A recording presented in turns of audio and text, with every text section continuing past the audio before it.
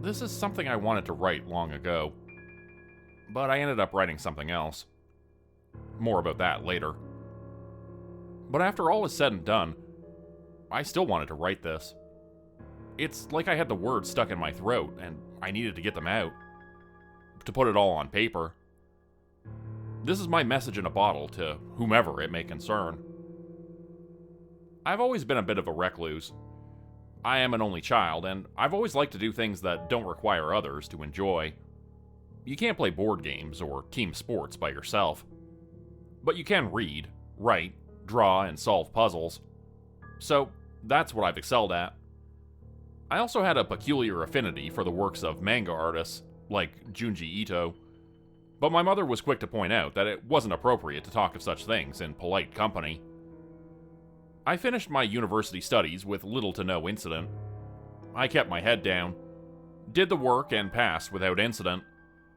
I was not at the head of my class, but I was not the worst. I was somewhere in the middle, without making much of a fuss.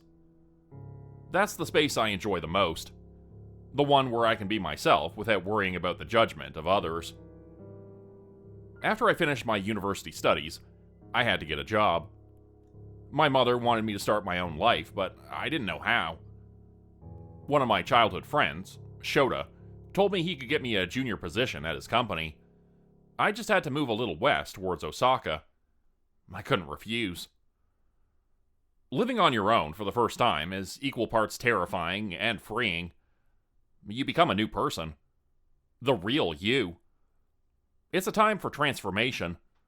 You start learning new routines, new ways to manage your time, and new ways to appreciate the moments of peace you get in between work and chores. But I could still live the way I wanted.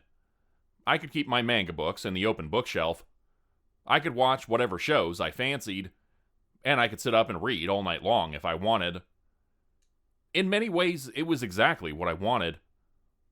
Shota often asked me how I could be so chipper at work, and I always had the same answer. How could I not be? Still, there was one piece of the puzzle that I had never managed to figure out. Women.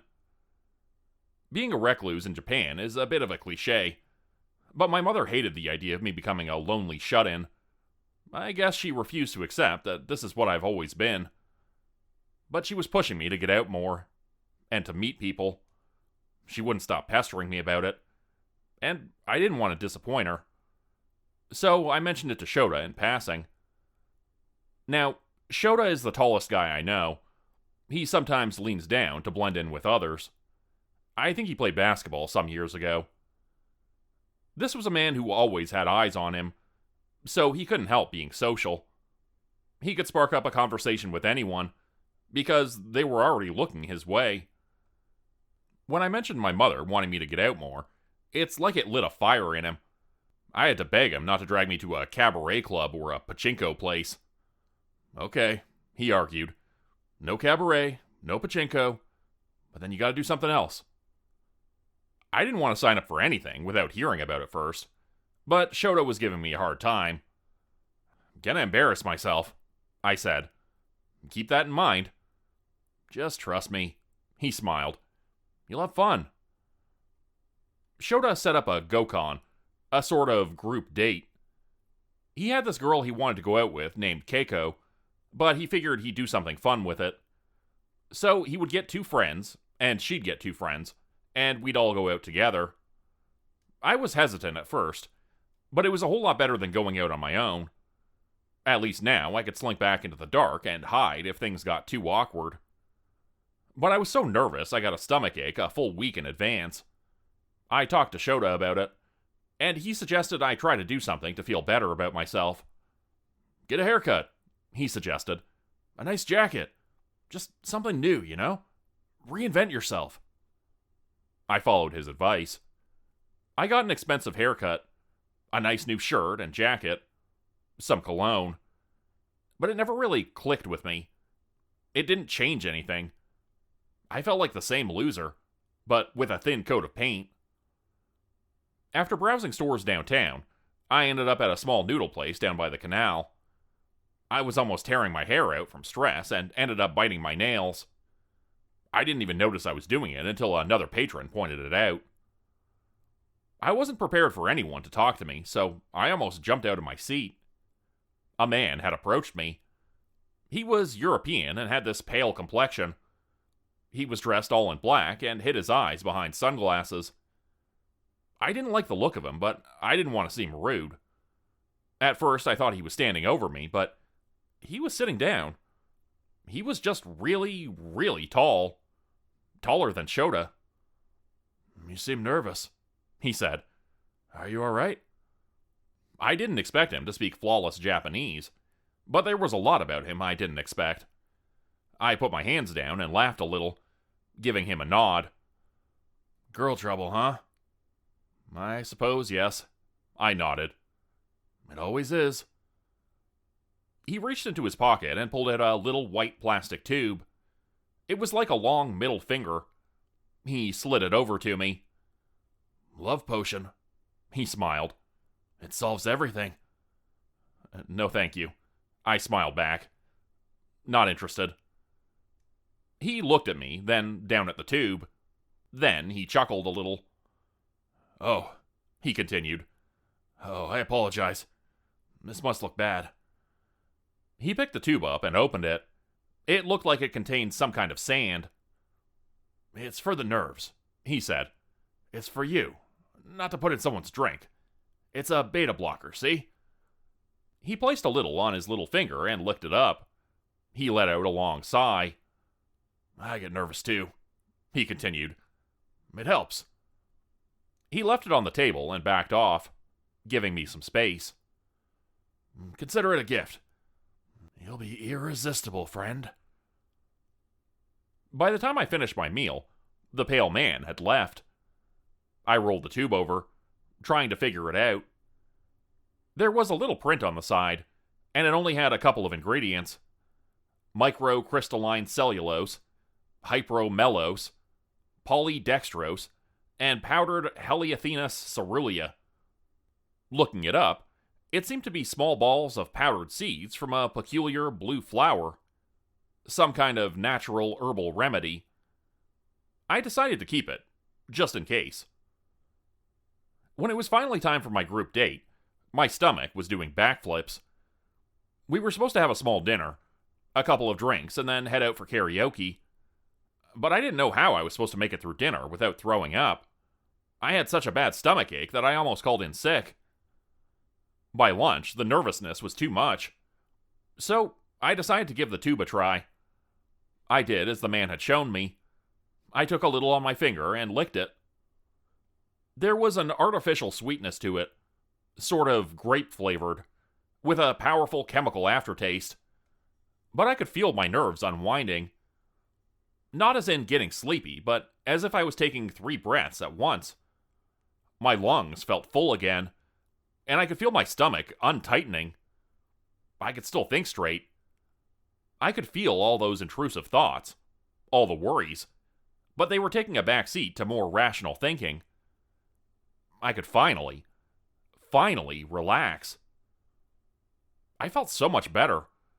I took a long walk after work and stopped at a gift shop. Instead of tearing my hair out, I got myself one of those cheesy switchblade combs, like in the old movies. I know it looked dumb, but I didn't mind laughing at myself a little.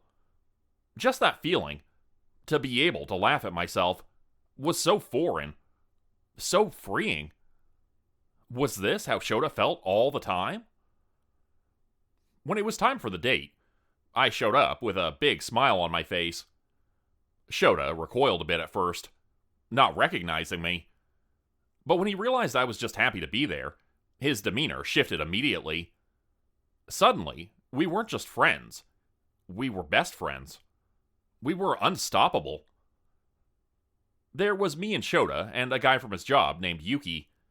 He was a bit of a quiet type, but still far more talkative than I would have been, had I not taken a leap of faith. On the other side of the table was the girls. Kiko, Mickey, and Kaio. I was seated across from Mickey. She was a timid young woman with a penchant for coding.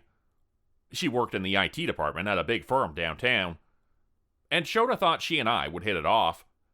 I think If it had been any other day, we might have. She was soft-spoken and curious, but her impression of me must have been something else entirely. I wasn't exactly boastful, but I was more reckless in the way I expressed myself than usual. The others at the table didn't mind, but I don't think I lived up to Mickey's expectations. I didn't mind, though.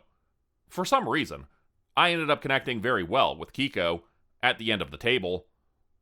I would have never expected this, because she was there mainly to spend time with Shota, but we got along great.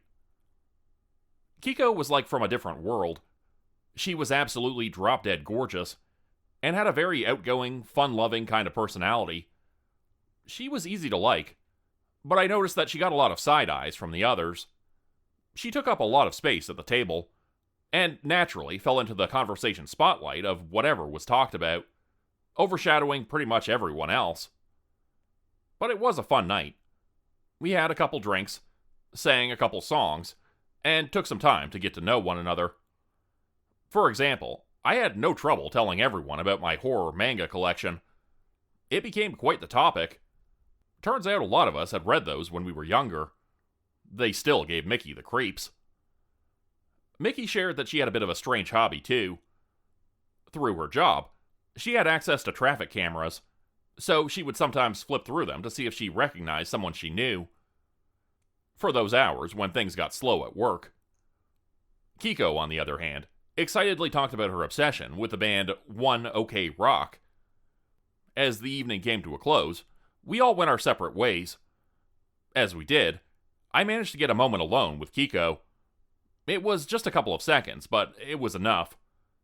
I don't know what came over me. "Can I see you again?" I asked. "Really?" she asked. "You sure?" "Yeah, can I?" She was surprised, but eagerly agreed. We would check our schedules and meet the following week for a proper one-on-one date. Coming home that night, I couldn't stop laughing. I'd managed to do something I'd only dreamed of. To not only face my fears, but to come out with a solid win. Even if I never saw Kiko again, I had won. I'd done my best, and my best had been good enough. How could I not be relieved? That whole week, I felt like a new person. I had a talk with Shota about it, and I apologized for asking Kiko out when I knew he'd be interested.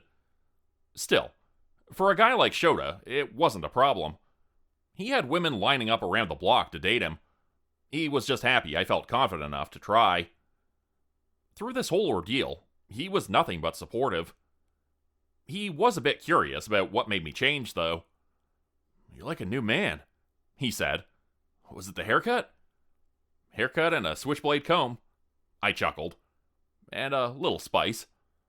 "A little spice?" he laughed. "I don't know what kind of spice you're having, but I'm guessing that's not on the regular menu." He was right, but I wasn't about to share any secrets. I figured by the time the powder tube was finished, I'd gotten used to the nervousness. I was on pink clouds all week. I was texting Kiko every day, and we already had a couple of inside jokes. We talked about what we were going to do, and agreed that she was going to plan it for us. Not because I didn't have any ideas, but because I trusted her. She appreciated that, and she promised it'd be good. I had a chat with my mother, too. I told her about our Gokon and the follow-up date with Kiko, and she was beyond herself. She was scream-laughing on the phone, hardly able to contain herself. I don't know what she was happiest about. The prospect of her only son not being a shut-in, or the idea of having a young woman in her life to pamper. So, when date night came around, I was ready. I'd taken a boost from the tube, got a new shirt, and brought my comb. It felt like a good luck charm by now. Kiko had asked me to meet her at her apartment. I'd just taken a small touch of the tube powder, so I could feel that rumbling nervousness deep down, but I could easily push it down. Still, there was something in the air that I couldn't put my finger on. Everything felt a little colder, a little darker. The wind howled louder than usual, and there was a strange sound somewhere off in the distance. Standing on the street outside Kiko's apartment building, the streetlights burned me. It felt like I was being judged, like I wasn't really myself. What kind of man was I tricking her to fall in love with? As my thoughts drifted, something snapped me to attention. It was an uncomfortable hissing noise, like a man struggling to breathe. I could hear it clearly. It turned something in my stomach, worse than any nervousness I'd ever felt. It made my heart pound, making me think I was having some kind of attack. As I gasped for breath, the feeling subsided, leaving me with a pounding pulse surging behind my ears, coloring my cheeks a bright red. I grasped the switchblade comb in my pocket, took a deep breath, and started walking. It was 7:50 p.m. It was a bit early, but it was fine. I walked up the stairs, only to see that Kiko's apartment door was slightly ajar. The auto lock must have failed. I peeked inside, but it was dark. "Kiko?" I asked.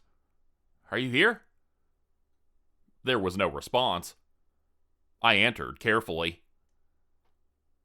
If I listened closely, I could hear that strange, struggling breath. Kiko's apartment was pitch black, except for a small light on the right-hand side, near the kitchen. I rounded the corner and heard that struggling, hissing breath, and then it ceased. Kiko was sitting under the kitchen light, having a cup of tea. My first thought was that she wanted to surprise me with a beautiful red dress, but a realization made my nerves run cold. She wasn't wearing a red dress. It had been white. It was all blood. She was bleeding so profusely from a slit in her throat that it stained the entire kitchen floor, and her beautiful white dress. She wasn't breathing. Not anymore. I didn't know what to do. There'd been no one around except for that strange noise. The taste of my saliva turned salty. "Did you hear that?" someone murmured. "What was that? Why's the door open?" Neighbors. Someone had seen something. "I'm calling the police." I ran. I ran out before I could think of anything else to do. I ran faster than I'd ever ran before, and my muscles ached with every step. I could feel every stray pebble under my cheap shoes, and how the grip struggled with every sudden turn. I disappeared into an alley, then down a small trail, and then off into the unlit back roads. By the time I stopped running, I could hear sirens in the distance. I could barely breathe, and no tube powder could stop what I was feeling. This wasn't being nervous. This was unfiltered terror. The thought hit me. I hadn't seen the killer. What if they were still in there? I wanted to call the authorities, but I didn't know how to explain myself. I'd been there, but I'd run away. It didn't look good, panic or not. That panic would set me right in the crosshairs for whatever investigation they'd started. They always look at the boyfriend or husband first. Everyone was talking about it the next day. Shota was devastated. Mickey and Kaio, too. Shota was the only one who knew Kiko and I had a thing going, so he didn't know what to think. He asked me if I'd heard anything, but I just lied to him. I told him she and I had talked about a date, but that she suddenly stopped responding. I couldn't bring myself to tell him the truth. I just couldn't. There were officers, too. Someone had investigated her phone records and social media and found that we'd been talking. They came to speak to me at the office one day, but they didn't arrest me. They did take my passport, though, just to be sure, for now. I went right back into my shell. I didn't eat. I didn't sleep. I couldn't read. My hands would shake so much that the symbols would blur and move. There was nothing to take my mind off what I'd seen. That hissing noise. That heavy breathing. The dress that wasn't really red. I would take small doses from the tube to calm down. Just enough to be able to have dinner without throwing up. It felt like a sort of medication. I didn't feel like a new person anymore.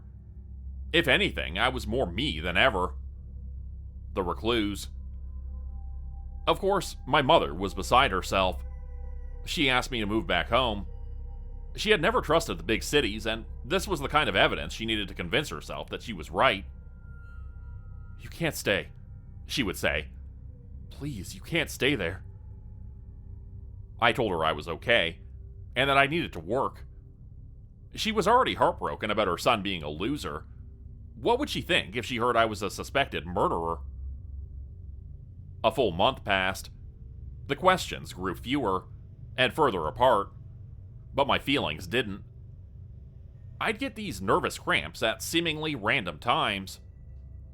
Once, when I walked past a dark alley, I heard that hissing breath again. I think it was some kind of air conditioning, but it sounded just the same. But there was something more to it. It was organic, breathing, like a living thing. And if I stopped to look, I could almost see a pair of eyes looking back at me from the dark.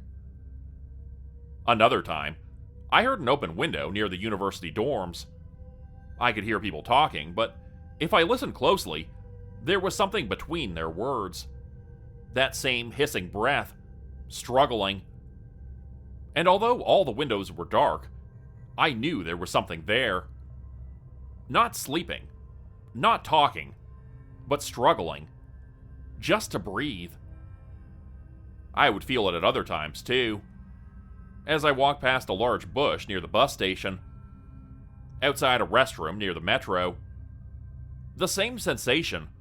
Sounds would dull, and I would hear that hissing breath getting louder and louder, like something coming closer.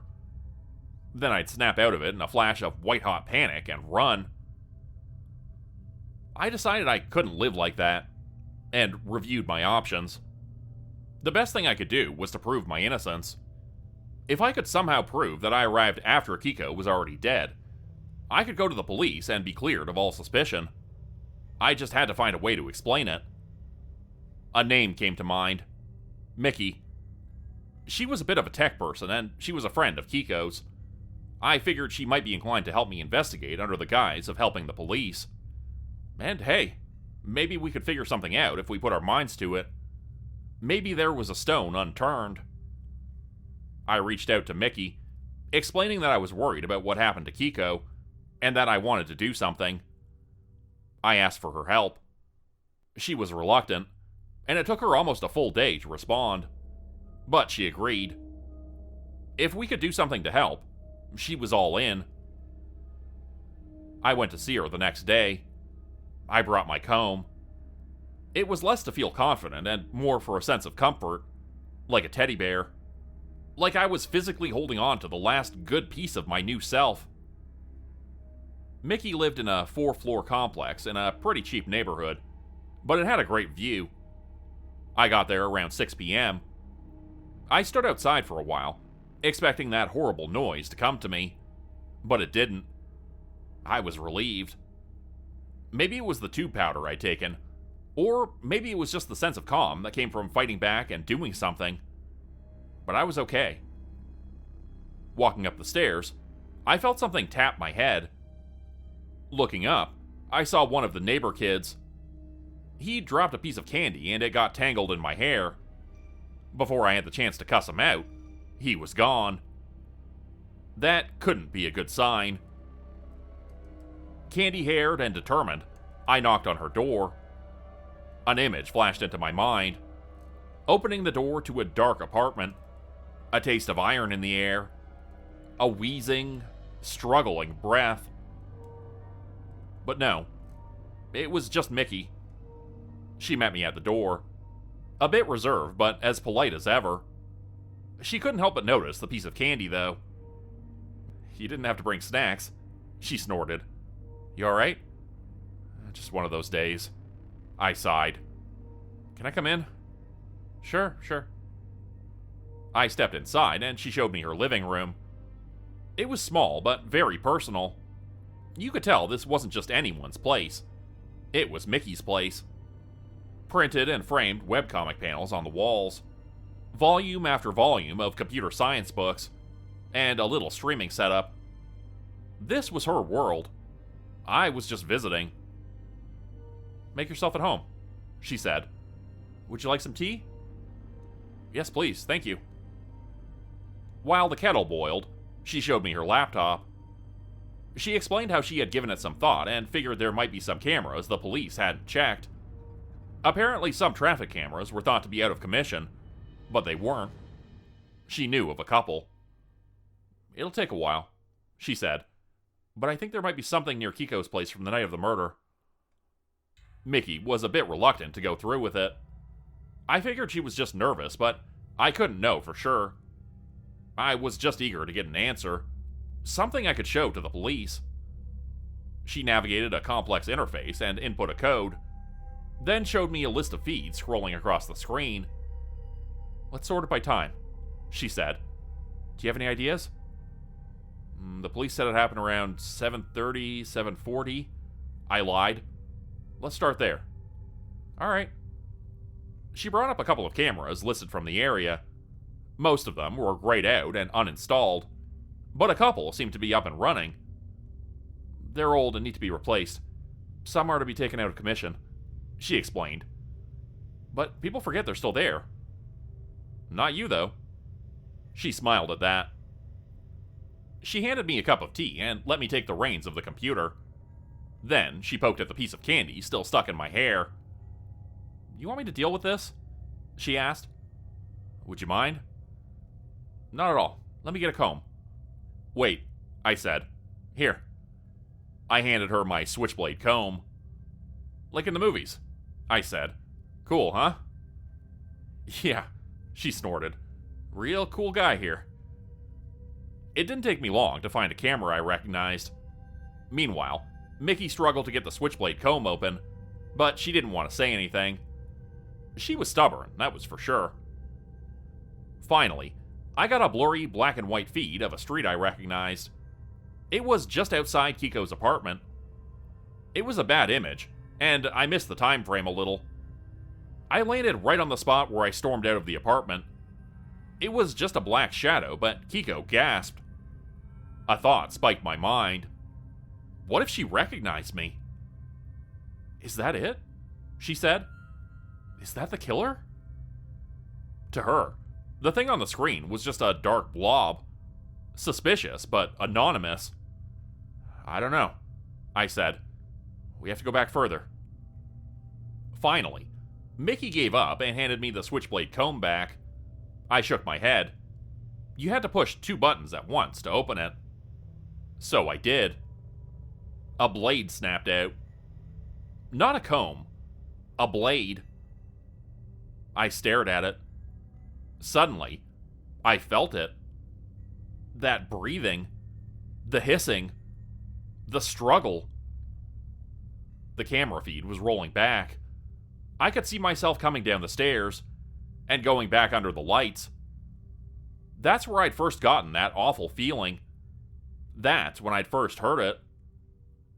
But there was something strange. I was standing there for too long.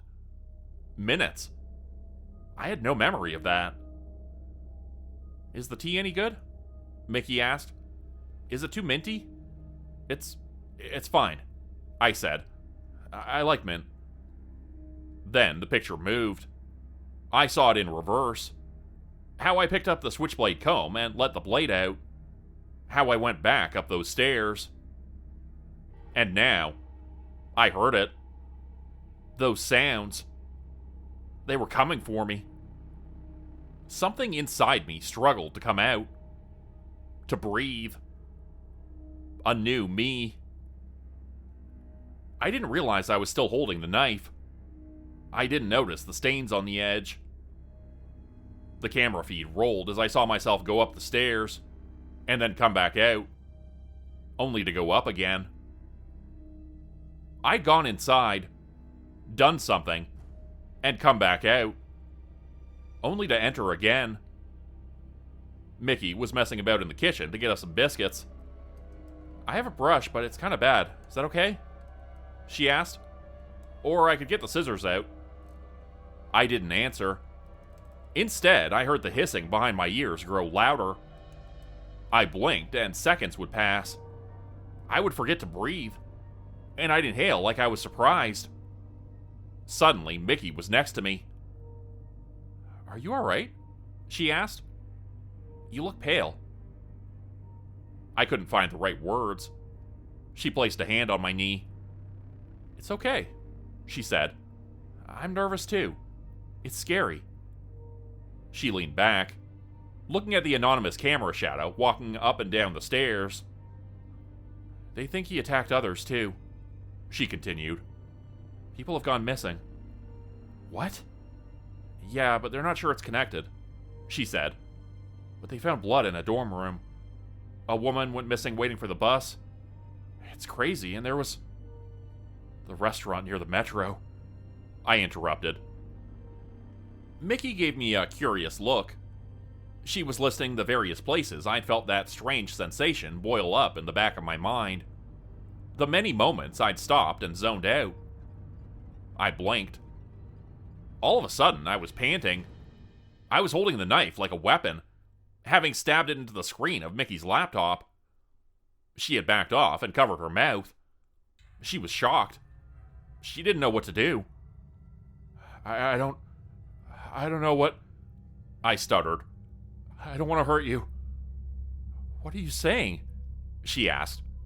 What is... I blinked again. Now I was standing up. The table was flipped over. Mickey had backed into the kitchen. My breathing was heavy, forced, struggling, with an inhuman hiss. "Stay away," she yelled.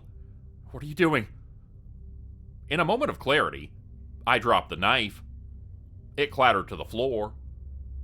But as I blinked some sweat from my eyes, I felt my body lean down to pick the knife back up. My tongue twisted into a new noise, a new voice, a new me. Something raw and newborn. "Little wheat." I blinked. For a second, I saw another place. A starless sky. A dead gray moon. Hanging in the sky like a dry leaf that's forgotten how to fall. Darkness in the corner of my eyes. A rough black sand shifting under the naked soles of my feet. I blinked it away. I was outside. I pushed a man over the railing and he screamed as he hit the pavement. I was chasing Mickey. I was holding the knife again. I could barely breathe, but she was having trouble getting down the stairs. I was faster, dashing forward with complete abandon. I was going to catch her. I was going to puncture her throat, letting out that wheezing breath from her body. But I couldn't. I had to do something. Anything. It took every ounce of willpower I could muster, but I let myself lose balance. The momentum sent me crashing to the ground, screaming. Mickey hurried up the stairs, screaming for help. I blinked. I was almost back on my feet now. Concerned neighbors surrounded me, pointing and screaming, but I was waving them off with my knife. I screamed and tried to throw the blade over the railing, but it was too late. I blinked again. I stood up. Someone stepped back, holding their hand. They had a big cut in the palm of their hand. "No, please, stay away." And another voice joined my throat. "Stay away, little wheat." In a final act of desperation, I plunged the knife into my leg. It was the only way to stop me from running. There were angry faces, blood coming down my hands, cold steel on my wrists, blood spatter as I clawed and spit against anonymous hands. And as I blinked, another place. A place so dead that I would have preferred to feel the grave. The next time I opened my eyes, I was calmer, my breathing slower. There were lights and I was in handcuffs. People were crying. A man in uniform was checking my pockets for weapons. I could see Mickey in the crowd. She was talking on her phone. I tried to tell her I was sorry, but my throat was too hoarse. All I could let out was a hissing breath. as I tried my best not to choke. And that was that. Over the next few days, things got intense. Without the powder from my tube, my nervousness came back. I was so messed up in the head by then that I couldn't begin to fathom the consequences of my actions. Just thinking about it sent this chill all the way from my stomach to my jaw. I didn't know how to argue against it. To say it wasn't me, but another me? A new me? That's all this had ever been. An attempt to reinvent myself. Instead, I'd managed to lose myself. And not only had I cost people their lives, I may very well have lost my own along the way. I was allowed to write a letter to explain myself. It was something to be shown to a judge or a prosecutor, I think. I don't know if it's a common practice, but they gave me a strange look when they handed the blank paper to me. That's when I first wanted to tell this story. But that first time I put pen to paper, I blinked. And when I looked up, something had already been written on the page. "I regret nothing," it said. "I must reap the wheat to starve them. I will pave the way for others. I will burn the fields and salt the earth with tears." That was all. They took the paper from me and presented it to the judge despite my protest. And this is what I don't understand. I was let go. They said I couldn't be prosecuted. I was free to go. No further questions or charges. I didn't understand it. I walked out of the courthouse a free man, with all my belongings right back in my pockets. Even the flip knife. On my way out, I stopped to throw the tube away, only to notice something in the garbage bin outside. It was filled with white tubes, just like mine. I looked back at the courthouse a final time. No one was angry that I'd been released. Many looked relieved, happy even. Warm, cautious smiles. Some of them could understand. I can't take any chances. I don't want to hurt anyone. I have retreated to an anonymous location, and I've told no one about it. Not even my mother or Shota. I haven't seen the powder in a long time, but I still feel it. I lose track of time. Sometimes just seconds. Sometimes minutes. I have a step counter to see if I've moved, and at most it has increased by 100. But that number seems to go up. I know this confession is little to no excuse or comfort. I wish I could have done things differently. Hell, I wish I could have been different. You can say a lot of things about me and my errors.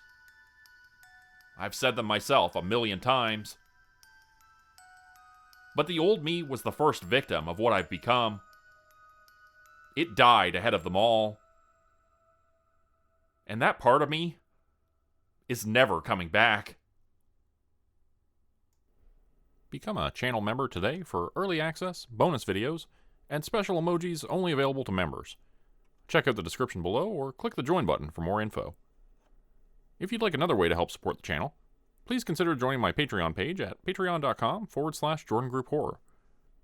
As a patron, you'll get access to bonus videos and content. You'll be credited at the end of every video going forward, and if you decide to stay for 3 months, I'll name a character after you, which will be featured in a Hollow's End story. Links to join the Patreon are in the description. Thanks everyone for listening. Please like, subscribe, and comment to help the channel continue to grow. And see you again next time at 4 p.m. Eastern Standard Time. Hope you have a great night.